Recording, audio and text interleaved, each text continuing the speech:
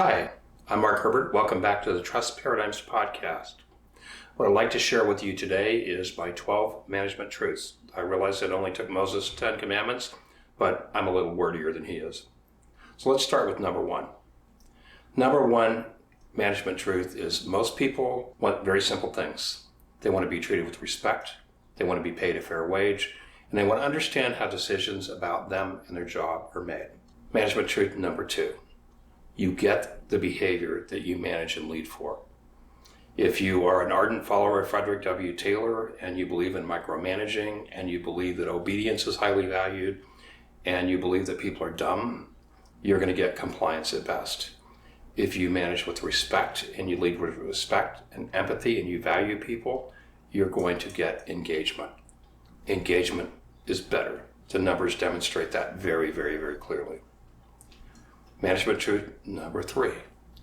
Most really good human resources practices and systems are common sense. I realize that we've had armies of lawyers and we have all kinds of laws, and it saddens me that still in 2023 we have that much structure trying to tell us how to interact with each other in a respectful, appropriate, balanced way. Management truth number four. Creating meaningful change without a crisis or a similar precipitating event is very, very hard. Never waste a good crisis. That opportunity may never present itself again. Management truth number five. The most important audience when you make the decision to terminate or involuntarily exit an employee is not that employee, or rather the employees who remain.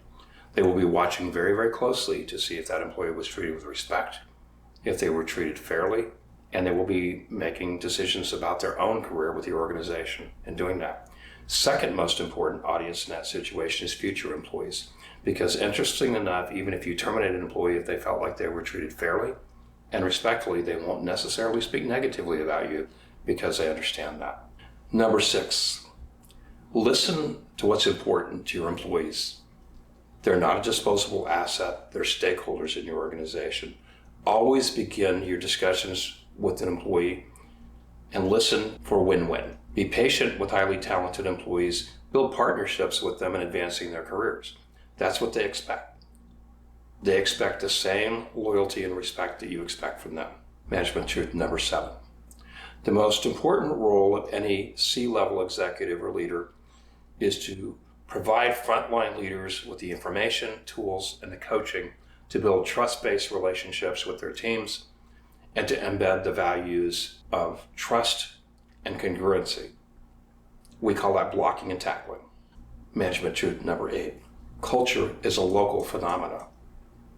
The bigger the organization, when I hear large organizations say we have a culture, you may have shared values and things like that, but my experience is culture is very, very local. And culture, frankly, is dictated by the worst behavior you're willing to tolerate.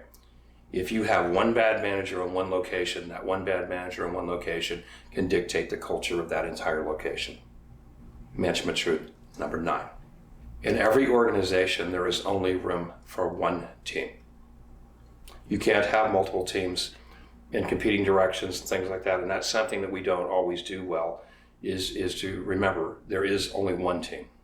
Management truth number 10. You need to create your own organizational model. You can borrow bits and pieces from other people, you can study them, but do not under any circumstances just try to cut and paste and put somebody else's culture into your organization. It never works.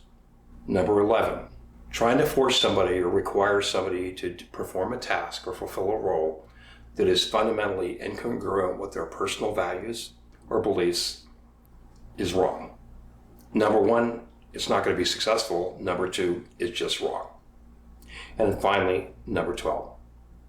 If you aspire to leadership, my expectation for any leader in my organizations is that you are prepared to come to work every day, prepared to be fired for doing the right thing. You make decisions based on the best interest of the organization and the team. You may change a rule or a practice and be flexible about process, but be absolutely ruthless about your principles and your values. There is no room for people who are not willing to live within those constraints in your organization. Thanks for listening, and I look forward to seeing you again.